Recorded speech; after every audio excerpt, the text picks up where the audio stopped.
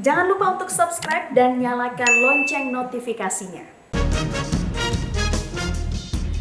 Terima kasih pemirsa, Anda masih bersama kami di Editorial Media Indonesia. Bang Goden, sebelum kita berdiskusi Bang, kita coba dengarkan dulu Bang, seperti apa rencananya nanti kalau sudah bukan MK lagi yang menangani sengketa pilkada. Kita sudah terhubung dengan Ketua Badan Pengawas Pemilu atau Bawaslu Republik Indonesia lewat saluran telepon, Abhan. Pak Abhan, selamat pagi.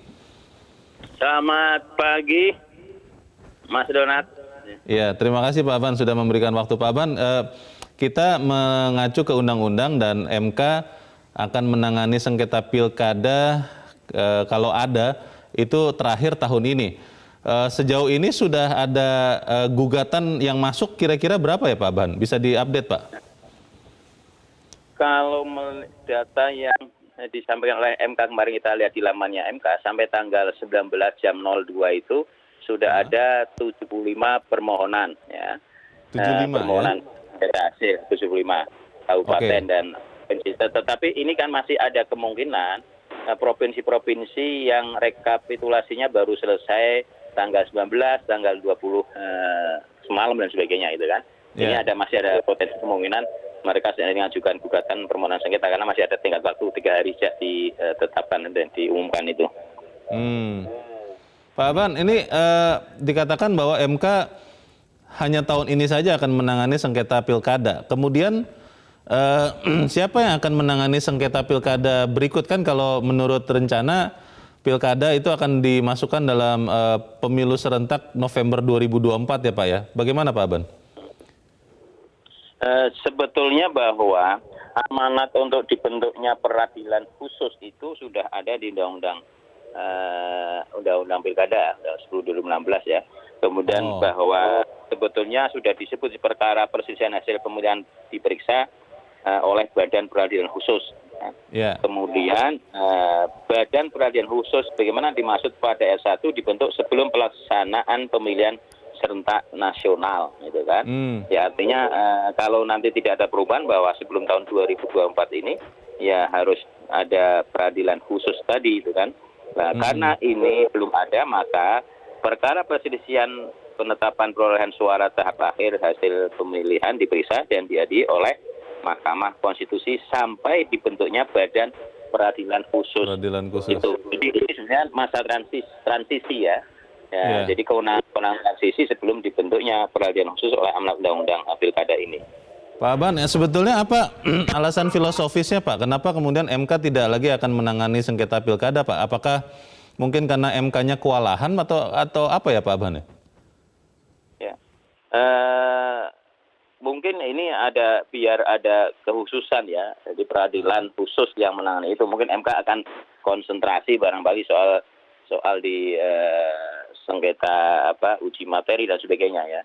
Tapi undang-undang yang menyebutnya demikian ya. Tetapi ini tentu nanti kembali pada revisi undang-undang yang saat ini sedang diproses di DPR kan.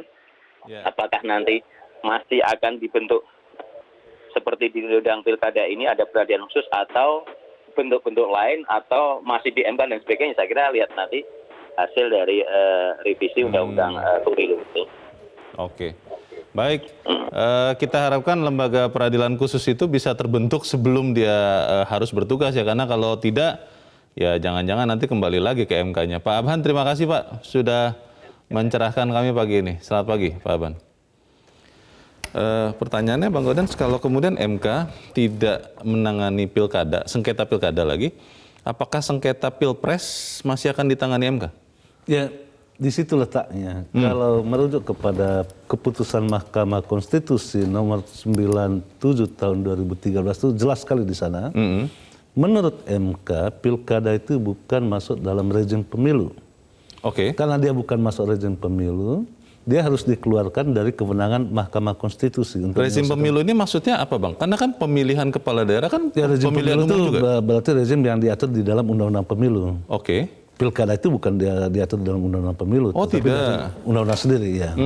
Karena itu pilkada itu kan diamanatkan oleh Undang-Undang 32 2004. Karena itu disebut rezim pemerintah daerah.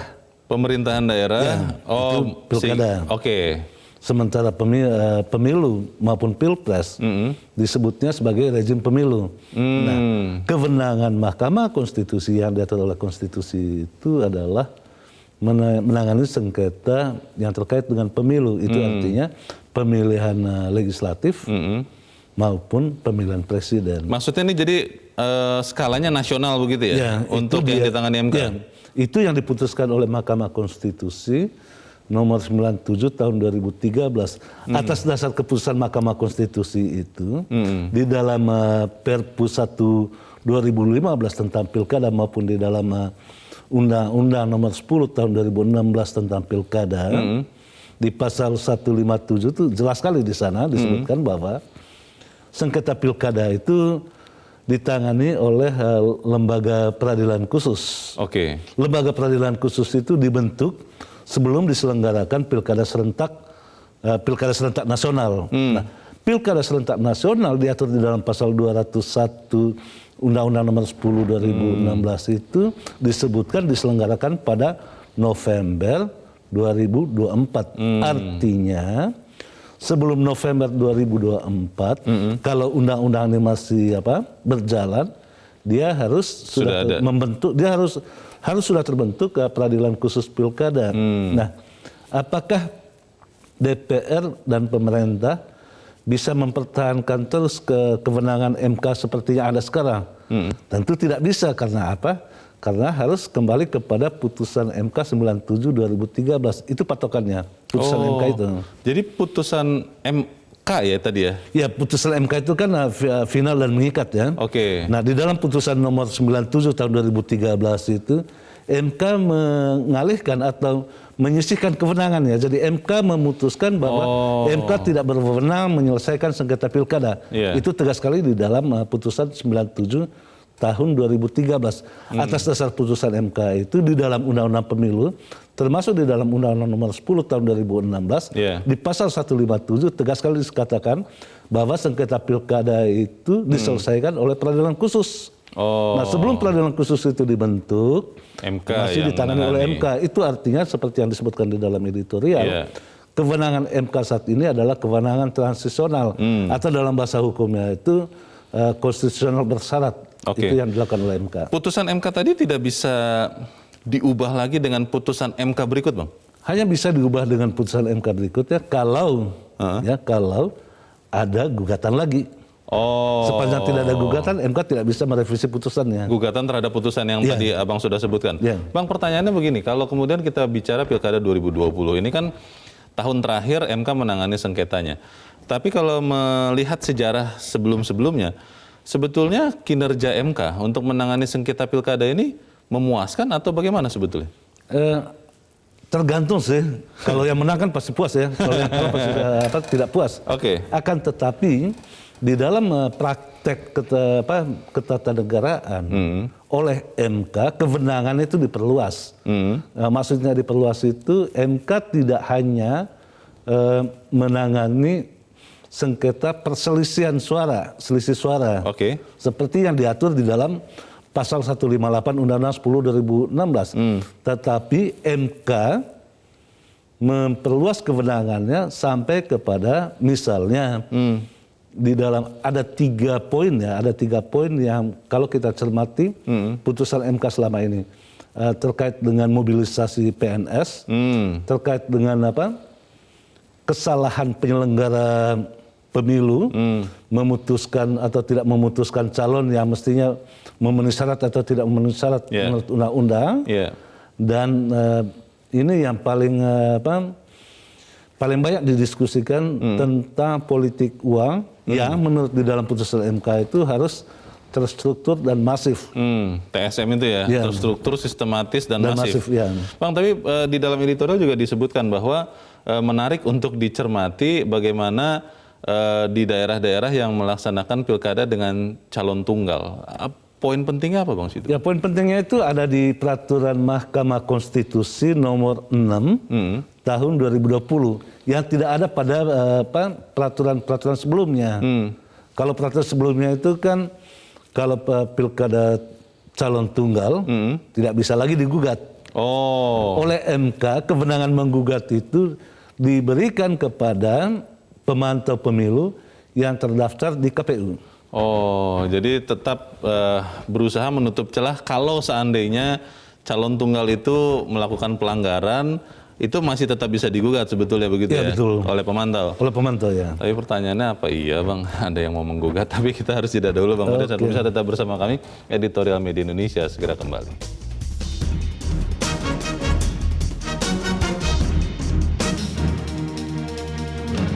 Terima kasih pemirsa, Anda masih bersama kami di Editorial Media Indonesia. Bang Gordon, sebelum kita lanjutkan diskusi Bang, kita dengarkan dulu pendapat dari masyarakat. Apakah yakin bahwa nanti MK bisa digantikan fungsinya dalam menangani sengketa pilkada? Kita sudah terhubung dengan pemirsa Metro TV di Ambon, Maluku. Ada Pak Poli. Pak Poli, selamat pagi. Pagi Pak Leo. Selamat pagi Pak Poli. Bagaimana Pak Poli, pendapat Anda Pak? Pagi Leo. Pagi. Iya, silakan Pak Poli. Ya, terima kasih Pak. Jadi begini Pak Goyen, kita ini kan pilkada yang kelima kali sejak 2017 sampai dengan 2020. Nah, persoalan Mahkamah Konstitusi untuk menangani kasus-kasus atau masalah dari pilkada ini kan semuanya kan di Mahkamah Konstitusi. Nah, kalau 2020 ini sudah berakhir, ketika nanti ada pemilu kada lagi 2022 dan seterusnya, ini makanya penyelesaiannya kemana Pak Goyen? Ini kan jadi masalah. Karena kita sudah 5 kali pilkada ini kan, semua persoalan yang menyangkut pilkada itu kan sampai di Mahkamah Konstitusi. Nah, kalau 2020 ada pergantian bupati, wali kota, gubernur dan seterusnya, ini kemana lagi Pak? Apakah Mahkamah Agung atau lembaga yang bentuk? Ini persoalan Pak. Karena 2070 kemarin itu sudah habis. Oke, terima kasih Pak Poli. Kita sudah menangkap maksud pertanyaan Anda. Kepada siapa lagi nanti harus bertanya soal sengketa pilkada ya? Mohon maaf, tadi sambungan teleponnya kurang baik, tapi kami berterima kasih Pak Poli. Anda sudah bertanya dari Ambon, Maluku. Di belakang Pak Poli ada Pak Yunus di Kalimantan Utara. Pak Yunus, selamat pagi. Selamat pagi, salam sejahtera, salam sehat selalu untuk seluruh warga negara Republik Indonesia. Menurut pendapat kami, untuk MK, Mahkamah Konstitusi, kami harap masih bisa kita gunakan, fungsikan sesuai tupoksi. Karena kemana lagi para paslon atau yang merasa dirugikan untuk menyampaikan keluhan atau meminta petunjuk dan lain sebagainya. Yang terpenting, setiap paslon yang ada permasalahan, misalkan itu tidak boleh membawa para pendukung ikut-ikut untuk merusak situasi. Apalagi ini di tengah-tengah pandemi COVID. Mari tetap kedepankan prinsip pelaksanaan, hormati, patuhi, taati protokol kesehatan. Karena kita mengantisipasi. Tapi kalau untuk fungsi MK, kami berharap itu masih tetap kita gunakan. Dikarenakan tidak ada lagi tempat lain. Kecuali ada hal-hal lain yang bisa diatur oleh pemerintah Republik Indonesia ini untuk yang terbaik ya kita pakai. Tetapi kalau belum ada, saya kira tetap Mahkamah Konstitusi tetap akan digunakan. Masalah terlepas dia mungkin memutuskan merugikan bagi yang lain. Yang penting itu sudah prosedur, saya kira kita harus hormati. Karena hukum tertinggi kita, karena negara kita ini adalah negara hukum. Jadi kami juga berharap jangan ada yang bermainlah dengan paslon dan lain sebagainya. Yang penting Indonesia ini aman, damai, kondusif, dan mudah-mudahan semua virus corona ini boleh sirna, musnah, habis lenyap, tak tersisa di seluruh wilayah Republik Indonesia, khususnya di Kaltara yang kami cintai. Terima kasih, sukses selalu, salam sejahtera untuk kita semua. Terima kasih Pak Yunus di Kalimantan Utara, selamat pagi. Di belakang Pak Yunus ada Pak Ramadan di Jambi. Pak Ramadan, selamat pagi Pak. Assalamualaikum warahmatullahi wabarakatuh. Waalaikumsalam warahmatullahi wabarakatuh. Bagaimana Pak?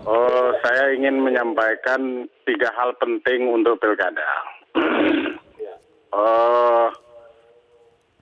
Politik uang itu bagi masyarakat bukan rahasia lagi Pak Leo. Masyarakat bawah, politik uang itu bukan rahasia, diketahui oleh semua orang. Kemudian yang kedua, menggerakkan ASN itu bukan juga rahasia bagi masyarakat bawah. Yang ketiga, uang tebus partai itu bukan rahasia juga bagi masyarakat. Mahar, pertanyaannya masyarakat tahu ketiga hal itu, kok mahkamah tidak tahu? Yang atasnya tidak tahu, yang di bawah tahu, Mas Leo. Bagaimana ini? Mudah-mudahan pengadilan khusus nanti menangani pilkada ini, ketiga hal ini bisa terpantau dengan baik. Mudah-mudahan calon kepala daerah tidak melanggar ketiga hal ini yang nyata-nyata nampak oleh masyarakat. Begitu Pak Leo. Baik. Kita berdoa semoga pengadilan nanti tercipta dengan baik. Baik. Terima kasih Pak Ramadan di Jambi. Selamat pagi Pak. Di belakang Pak Ramadan ada Pak Ihwan di Jember, Jawa Timur. Pak Ihwan, selamat pagi Pak. Selamat pagi Bang Leo, selamat pagi Bang Gauden. Selamat pagi. Begini, pilkada ini menunjuk kepada kualitas martabat demokrasi Pancasila. Nah, kita sudah berjalan kemarin itu dengan aman, tentram, tapi pasti akan terjadi permasalahan nanti itu. Nah, kejadian ini sudah dibuktikan dalam sejarah kan, bagaimana pilkada sebagai memilih jabatan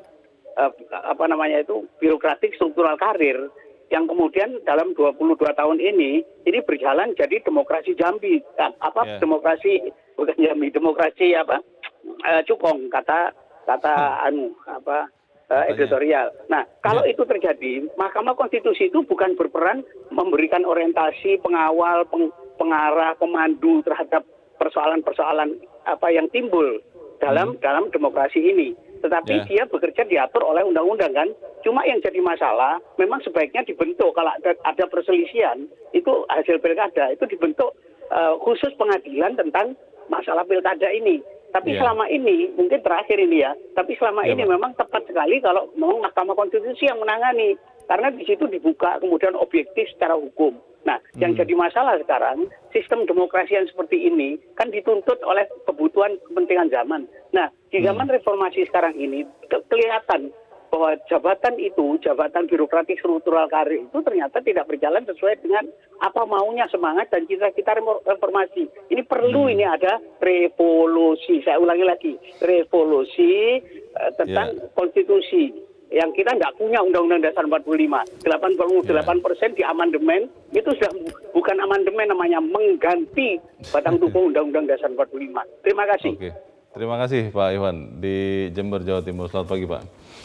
Beberapa pemirsa Bang Gaudens masih sangat berharap kepada MK dan memang mungkin ada logikanya juga ketika kita bicara MK sudah terlihat wujudnya, ada track recordnya, kita sudah tahu bagaimana kiprahnya.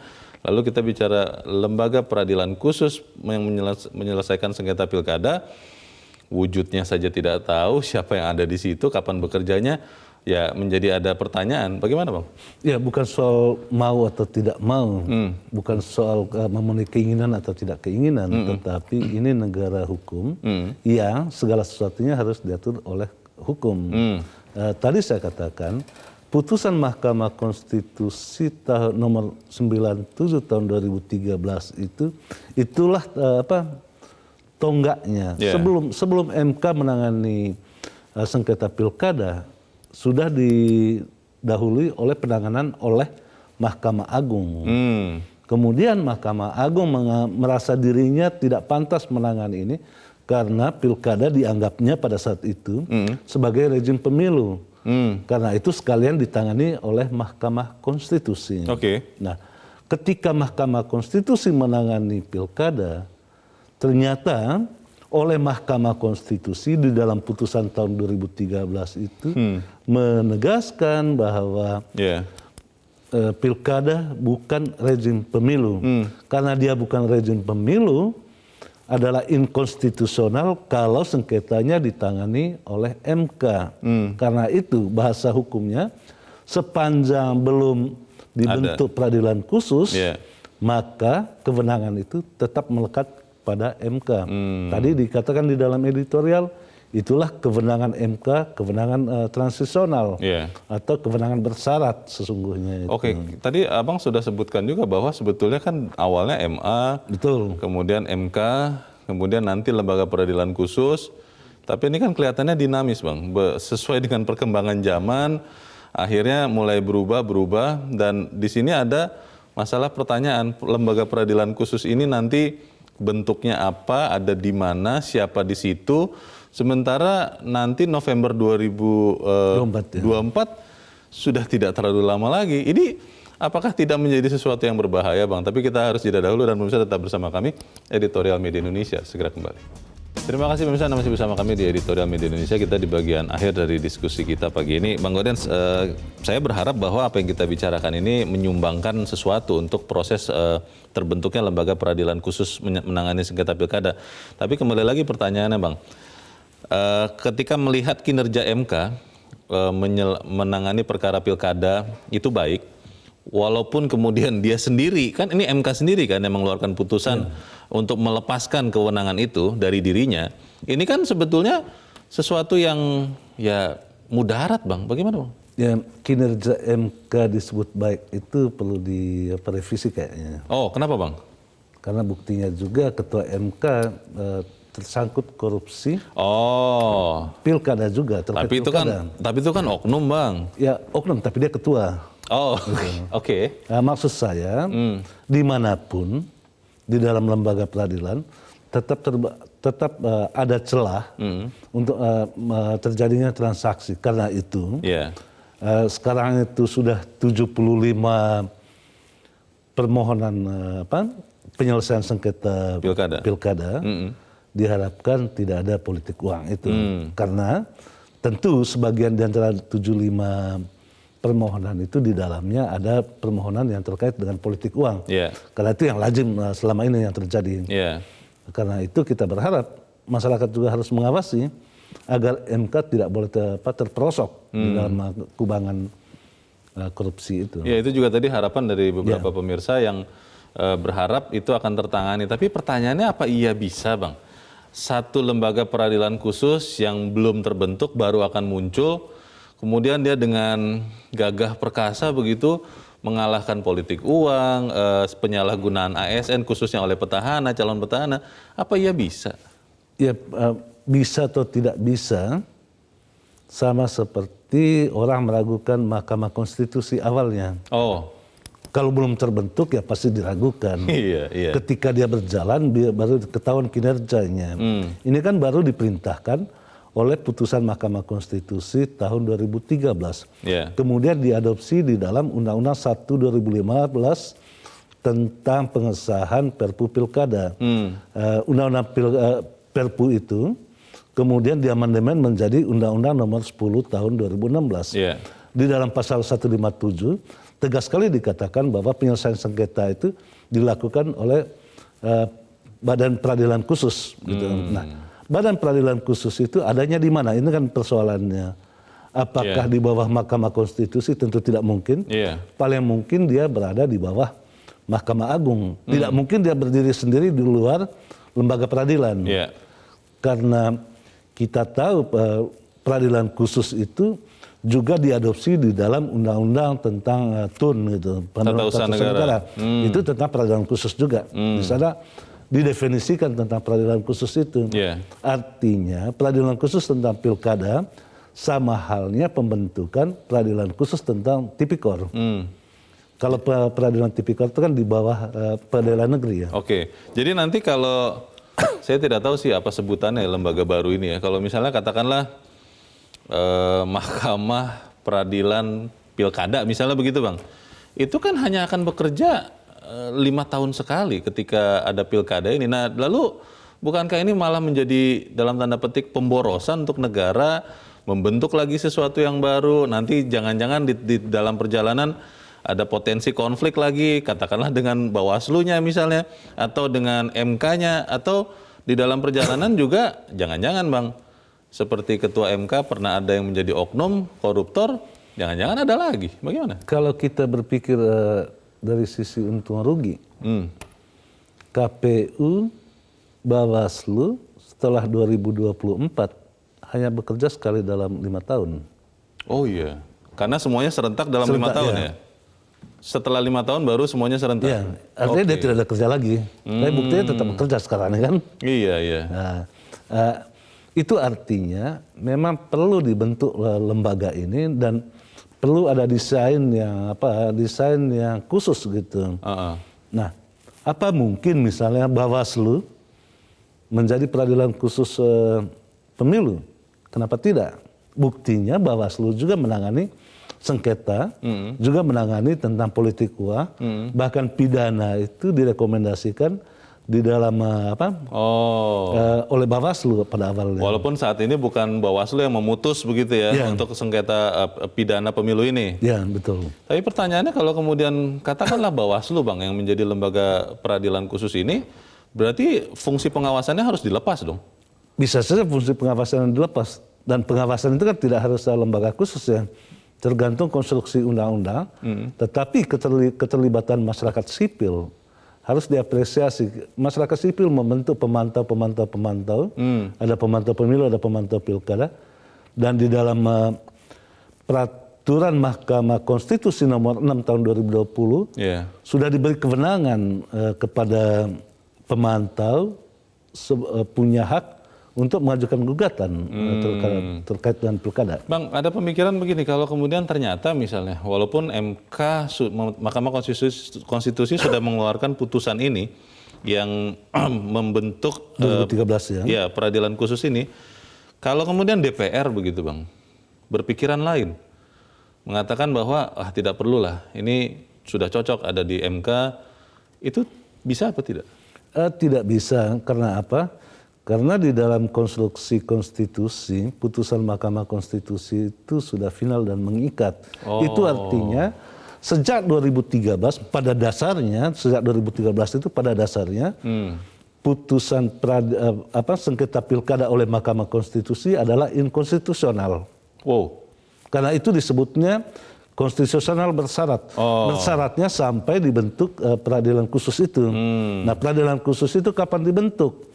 Menurut pasal 157 ayat 2 itu harus dibentuk sebelum diselenggarakan pilkada serentak nasional. Gitu. Pertanyaannya Bang, apakah ini kemudian dengan waktu yang hanya kurang dari 4 tahun ya, kita sekarang 21 Desember, itu kan rencana pemilu 24 November 2024, begitu kan? Cukup Bang waktunya Bang? Ya kalau ada kemauan sih pasti cukup ya, kita tahu bagaimana mengamandemen undang-undang KPK itu tidak sampai sebulan. Artinya ketika ada kemauan, apapun bisa terjadi gitu.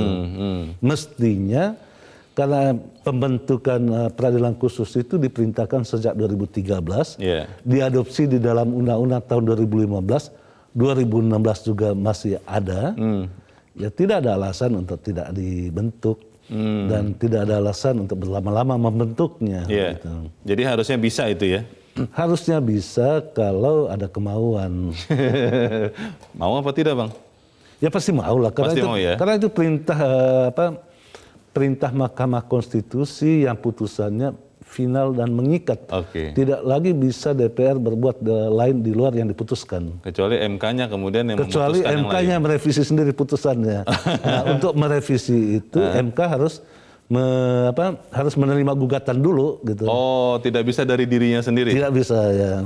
Kita harapkan semoga apa yang dilakukan oleh MK atau oleh kita semua Bang bisa membuat pilkada benar-benar bersih ya. Tadi kan politik uang. Ya bersih, mengembalikan kedaulatan rakyat itu. Bukan kedaulatan mahkamah loh, tapi kedaulatan rakyat. Baik, semoga kita bisa mendapatkan hasil pilkada yang juga kemudian membangun betul-betul daerahnya yang dilewati dengan proses yang benar, termasuk sengketanya. Begitu Bang ya? Betul. Terima kasih Bang Gaudensius Soehadi sudah hadir di tempat ini Bang. Selamat pagi. Pemirsa, apapun putusan akhir Mahkamah Konstitusi terkait dengan sengketa pilkada, hendaknya putusan itu tidak hanya menyangkut nasib para kandidat yang berkompetisi. Paling penting adalah putusan MK mengembalikan kemurnian kedaulatan rakyat pada saat di bilik suara. Hanya itu cara untuk menjadikan pilkada benar-benar sebagai perwujudan kedaulatan